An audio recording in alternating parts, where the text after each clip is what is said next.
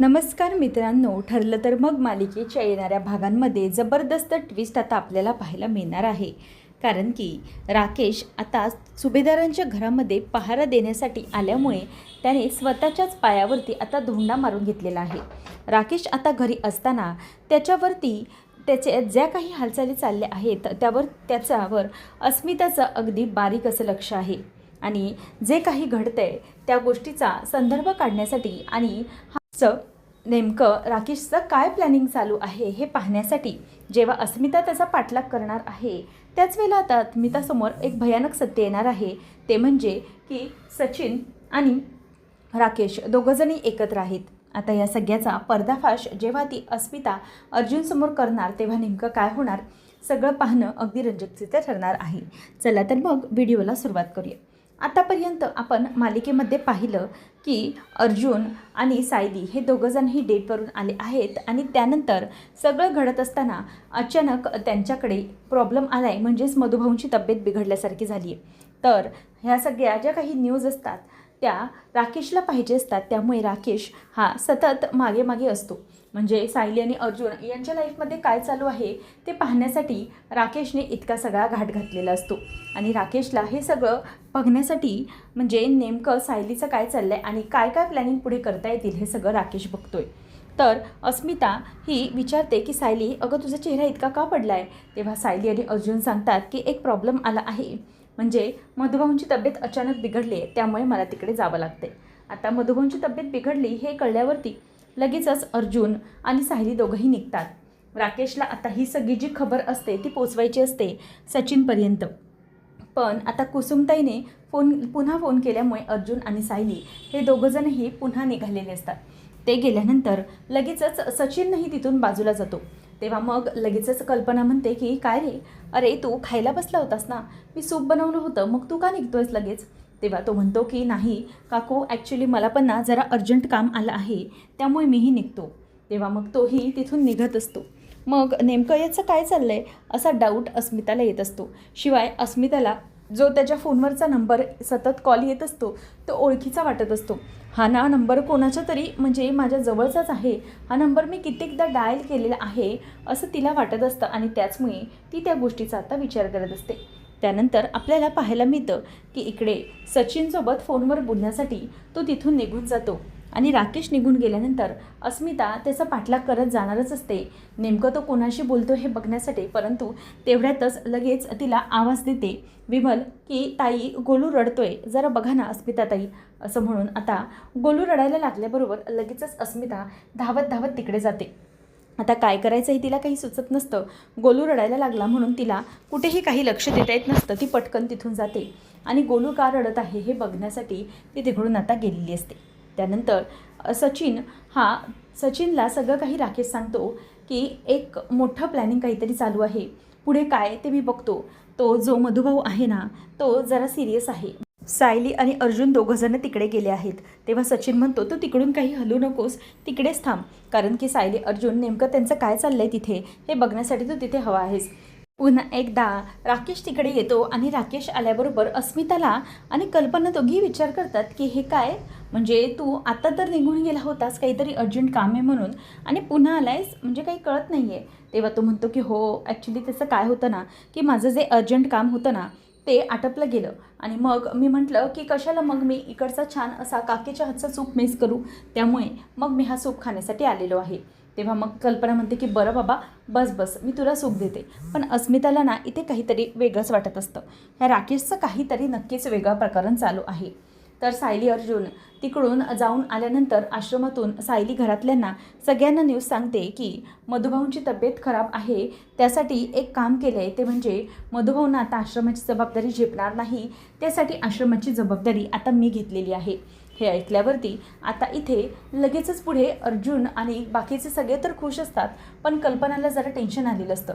कल्पना म्हणते की सायली बाळा, तू जबाबदारी घेतली तर काही नाही, परंतु तू हा विचार करतेस का की तू दोन जीवांची आहेस?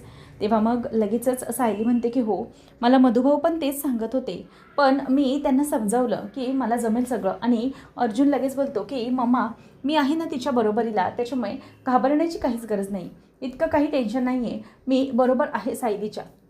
तुम्ही कोणी उगीच टेन्शन घेत बसू नका असं ती आता समजवते. तर राकेश हे सगळं ऐकतो. अच्छा, म्हणजे आता आश्रमाची जबाबदारी ही सायलीवर येऊन पडलेली आहे. बरं ठीक आहे, आता पुढे काय करायचं हा विचार त्याच्या डोक्यामध्ये येत असतो. कारण की सायलीकडे जर आश्रमाची जबाबदारी आहे तर मात्र आश्रमामध्ये काहीतरी गोंधळ होऊ शकतो आणि हे सगळं जे आहे मला त्यांच्या कानावरती घातलं पाहिजे.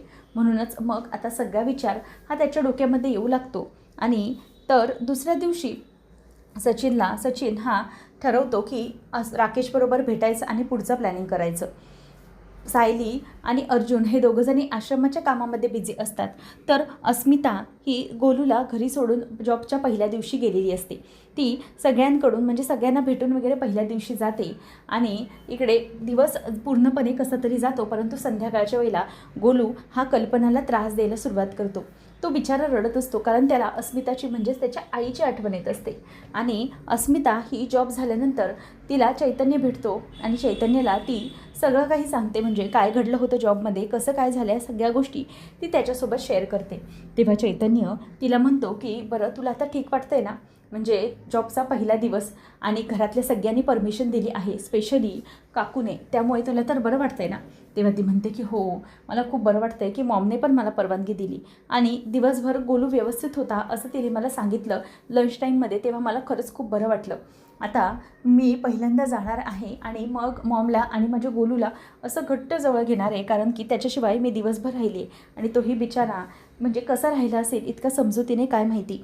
मग इथे गोलू काही त्रास द्यायचा थांबत नसतो. कल्पना ही टेन्शनमध्ये असते की गोलू, अरे बाळा गोलू थांब. आणि तेवढ्यात प्रताप पण येतो. प्रताप म्हणतो की अरे आज आमचे गोलू महाराज जरा जास्तच टेन्शनमध्ये दिसत आहेत, काय झालं गोलू महाराजांना आमच्या, असं म्हणून आता प्रताप देखील त्याला घेतो. आणि मग कल्पना म्हणते की काहीतरी झालं हे नक्की. गोलूला जरा राग आल्यासारखं वाटतोय. गोलू, मला माहिती आहे तुला तुझ्या आईची आठवण येते ना, नको काळजी करूस बाळा, तुझी आई ना आता थोड्याच वेळात येणार आहे, एव्हा ना ती सुटली असेल ऑफिसवरून, असं म्हणून आता ती त्याला शांत करण्याचा प्रयत्न करत असते. कारण की गोलूची झोपही झालेली असते आणि त्याला भरवणे झाले तरी पण तो रडतोय. याचा अर्थ हे सगळं अस्मिताची आठवण काढणंही आहे हे बरोबर कल्पनाला समजत असतं. तर दुसरीकडे ज्या रेस्टॉरंटमध्ये चैतन्य आणि अस्मिता दोघंही भेटलेले असतात त्याच हॉटेलमध्ये इथे सचिन आणि राकेश यांचा भेटण्याचा प्लॅनिंग झालेला असतो. राकेश हा सचिनला म्हणतो की तू मला जरा भेटायला ये, आपण पुढचं प्लॅनिंग करायला हवं, म्हणजे काय काय आणि कसं कसं घडायचं आहे या सगळ्या गोष्टींकडे आपल्याला लक्ष द्यायला हवं, त्यामुळे तू जरा ये, असं तो त्याला आता समजवतो. त्यानंतर मग आता हे सगळं होत असताना अस्मिता म्हणते की चैतन्य आता आपल्याला ना निघायला हवं, कारण की गोलू पण माझी वाट बघत असेल आणि मला खरंच असं वाटतंय मीही त्याला खूप दिवसभरामध्ये मिस केलं, मला त्याला भेटायला जायला हवं असा विचार आता तिच्या डोक्यामध्ये सुरू असतो. आणि तेवढ्यातच इथे आता महिपत हा सचिनला फोन करतो आणि म्हणतो की काही समजलं आहे का तिकडे सुभेदारांच्या घरात काय चालले त्या बाबतीत. तेव्हा मग तो सांगतो की हो अण्णा, जे काही चाललं आहे ना ते सगळ्या गोष्टी माझ्यापर्यंत पोहोचल्यात. मी तिकडे आपला माणूस म्हणजेच राकेश तिकडे ठेवलेला आहे, राकेशचं पूर्ण लक्ष आहे तिकडे काय चाललं आहे काय नाही याच्यावर, त्यामुळे तुम्हाला काळजी करण्याची काहीच गरज नाही, सगळं काही होईल व्यवस्थित. अण्णा म्हणतात की लवकर आपल्याकडे वेळ फार कमी आहे, या सगळ्या गोष्टी आहेत ना आपल्याला मॅनेज केल्या पाहिजेत बरं का. दीक्षित लवकर समजायचे आणि साक्षीला पण आणायचं इथे, मग काहीतरी गेलंच पाहिजे. तर इथे अर्जुन हा डॉक्टरांशी म्हणजेच या सगळ्या मधुभाऊंच्या तब्येतीबद्दल बोलत असतो. नेमकं मधुभाऊंना काय त्रास होतोय हे सगळं कसं कव्हर केलं पाहिजे या सगळ्या गोष्टी आता त्यांच्या चालू असतात बोलणं. आणि म्हणूनच डॉक्टर हे सगळं समजवत असतात की मधुभाऊंची तब्येत ही जरा डाऊन आहे आणि त्यांना कुठल्याही प्रकारचं टेन्शन नाही आलं पाहिजे आणि त्यासाठी तुम्हाला व्यवस्थित असं लक्ष द्यायचं आहे, असं आता डॉक्टर हे सायली आणि अर्जुन यांना समजवत असतात. तेव्हा मधुभाऊ सायलीला म्हणतात की साऊ बाळा, तू माझी जास्त काळजी करू नको, मी ठीक आहे, तू अजिबात चिंता करू नको. परंतु इथे आता सायली म्हणते की मधुभाऊ, तुम्हाला आता कोणत्याही प्रकारचं टेन्शन घ्यायचं नाही आहे, मी आणि अर्जुन आहोत ना दोघंजणं, आम्ही दोघंजणही बघू, आश्रमाबद्दल तुम्ही टेन्शन घेऊ नका आणि तुम्ही जास्त लक्ष देऊ नका, सगळं होईल व्यवस्थित, असं ती आता मधुभाऊंना समजावते. तर इथे चैतन्य आणि अस्मिता दोघंजणही त्या हॉटेलमधून निघणारच असतात. तेवढ्यातच आता अस्मिताची नजर ही राकेश आणि सचिनवर जाते. खरं तर राकेश तिला दिसतो, परंतु सचिनचा चेहरा तिला नीट असा दिसत नसतो.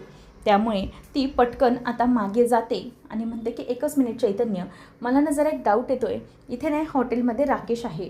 तेव्हा चैतन्य म्हणतो की काय, राकेश या हॉटेलमध्ये? तेव्हा मग इथे चैतन्य हा म्हणतो की थांब आपण बघूया नेमका तो कुठे आला आहे, एका मुलीबरोबर वगैरे आला आहे की काय. तेव्हा ती म्हणते की नाही, मुलीबरोबर वगैरे नाही आला आहे तो कोणातरी दुसऱ्याबरोबर आहे. असं म्हणून इथे आता ती बघायला जाते. तेव्हा राकेश आणि सचिन दोघंजणही आतल्या बाजूने बसलेले असतात रेस्टॉरंटच्या आतमध्ये. आणि तिथे बसल्यानंतर दोघांचंही म्हणजेच अस्मिता ही लांबूनच बघते आणि तिच्या लक्षात येतं की राकेश हा सचिनसोबत बोलत आहे. तेव्हा हे बघून चैतन्य आणि अस्मिता दोघांनाही धक्का बसतो, कारण की राकेश आणि चैतन्य या दोघांचं एकमेकांशी काय नातं आहे, दोघं एकमेकांना कसे ओळखतात, हा प्रश्न मात्र पहिला अस्मिताला पडलेला असतो.